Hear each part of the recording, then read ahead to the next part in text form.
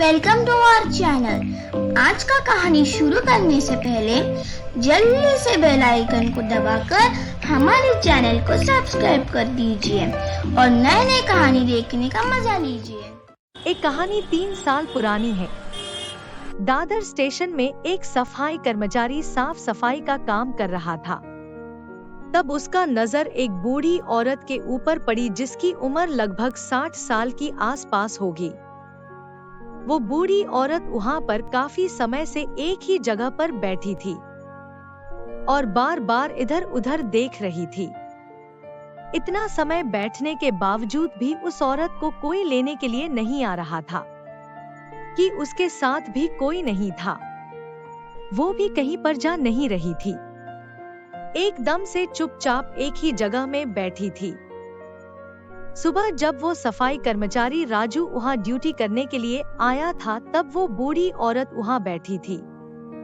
अब दोपहर का लंच का समय हो गया था तब भी वो बूढ़ी औरत वहां पर बैठी हुई थी और बार बार उधर इधर देखकर परेशान हो रही थी, जैसे कि वो किसी का राह देख रही हो।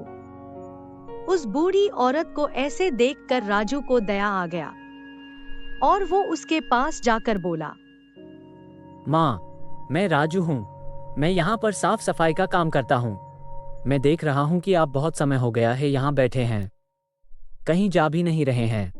आप किसी का इंतजार कर रहे हैं क्या? आपको कोई लेने आ रहा है क्या? हाँ बेटा, मैं यहाँ पर मेरा बेटा पुष्कर का इंतजार कर रही हूँ। वो मुझे यहाँ बिठाकर मेरे लिए चाय नाश्ता लाने के लिए गया है, लेकिन बहुत समय हो गया है, वो अभी तक नहीं लौटा है। वो मुझे गांव से यहाँ लेकर आया था दिल्ली ले जाने के लिए। बेटा, तू भला भला दिखता है, तू मेरा एक काम करेगा? तू जाकर थोड़ा मेरे बेटे को इधर उधर देख कर आएगा। अगर मैं यहाँ से उसे ढूंढने गई और मेरी यहाँ से जाते ही अगर वो आ गया और मैं उसे नहीं मिली तो वो बहुत परेशान हो जाएगा बेटा। इसलिए तू थोड़ा सा उसे देख कर आ जा बेटा। उसका नाम पुष्कर शर्मा है। मेरा ये छोटा सा काम कर दे बेटा, तेरा बहुत उपकार होगा बेटा। दया कर मुझ पर। ठीक है माँ, मैं देख कर आता हूँ। अगर उस बीच आपका बेटा आ गया तो आप उसके साथ चली जाना, मेरा इंतजार मत करना। ऐसे बोलकर राजू पुष्कर को ढूंढने चला गया।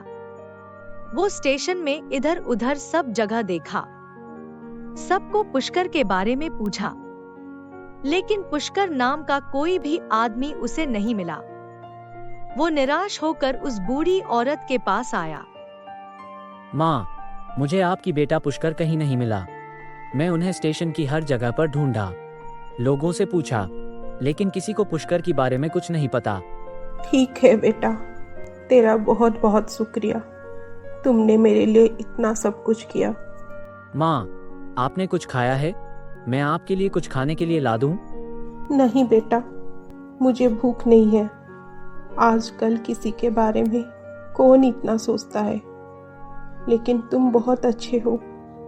एक असहाय बूढ़ी औरत को देखकर तुमने मेरी बहुत मदद की और मुझे खाने को पूछा।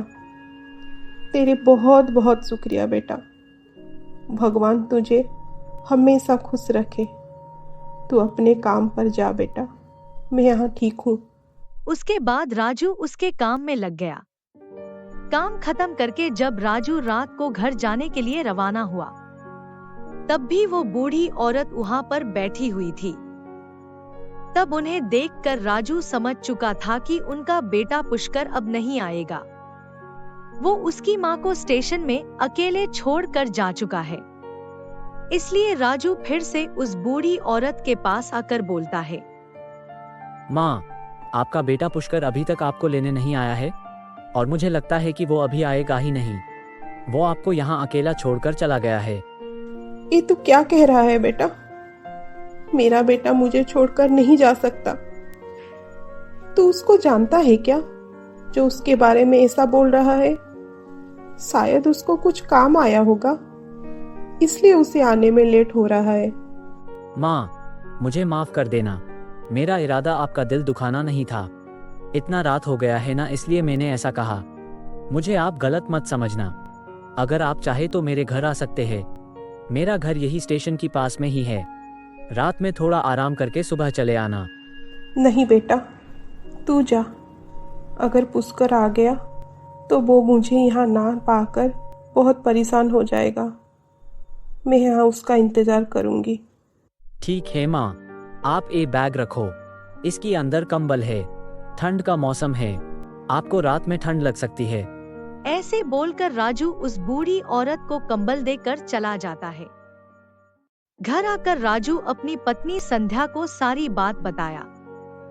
उनका बेटा जल्दी आ जाए तो अच्छा है, वरना वो माँ जी वहाँ पर क्या करेंगे। उधर वो बूढ़ी औरत अपने बेटे का इंतजार करते हुए स्टेशन में एक ही जगह पर बैठी हुई थी। रात की 1 बज चुका था, लेकिन उसका बेटा अभी तक उसे लेने नहीं आया था। वो बहुत परेशान हो रही थी।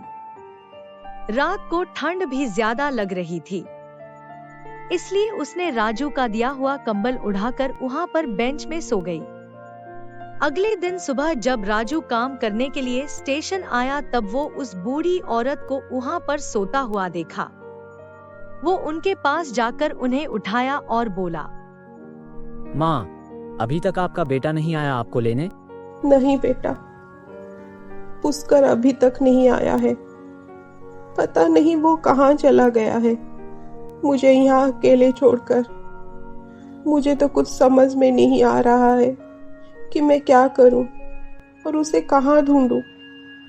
कहीं वो किसी मुसीबत में तो नहीं है ना? मेरा दिल बहुत घबरा रहा है बेटा। माँ, आप मानो या ना मानो, लेकिन मुझे लग रहा है कि आपका बेटा आपको यहाँ अकेला छोड़कर चला गया है। वो आपको लेने यहाँ अब कभी नहीं आएगा। आप बेकार में उसका यहाँ पर इंतजार कर रही हैं। आप आपका गांव लौट जाइए। अगर आप बोलोगे तो मैं आपको आपके घर तक छोड़ कर आऊंगा। राजू की बातें सुनकर वो बूढ़ी औरत जोर जोर से रोने लगी। माँ, आप रो क्यों रही हैं? मेरा बेटा पुष्कर मुझे कहीं का नहीं छोड़ा है। वो मुझे बोला कि उसकी दिल्ली में एक बहुत बड़ा जॉब मिल गया है। इसके लिए वो मुझे गांव से दिल्ली ले जाने के लिए आया था। वहां पर उसकी पत्नी के साथ मुझे भी दिल्ली में साथ साथ रहने के लिए बोला था।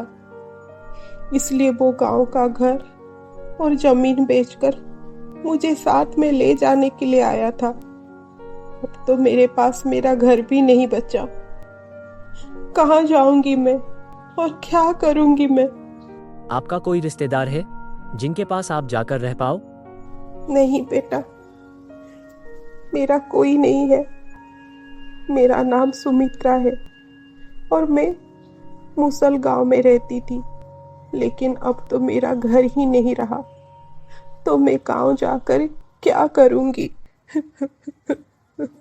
माँ, आप चिंता मत कीजिए, कुछ ना कुछ उपाय मिल जाएगा कि आगे क्या करना है। चलिए पहले आप कुछ खा लीजिए। नहीं बेटा, मुझे भूख नहीं है। तू अपने काम पे जा। ऐसे भी कल से तू मेरी बहुत मदद कर चुका है। मैं तेरा एहसान कभी नहीं भूल पाऊंगी। तू जा, अपना काम कर। मैं यहाँ ठीक हूँ। ठीक है माँ, अगर आपको कुछ चाहिए होगा तो मुझे बुलाना, मैं यहीं पर हूँ। ऐसे कहकर राजू अपने काम पर लग गया। अब आगे क्या होने वाला है, जाने के लिए देखिए हमारा अगला एपिसोड।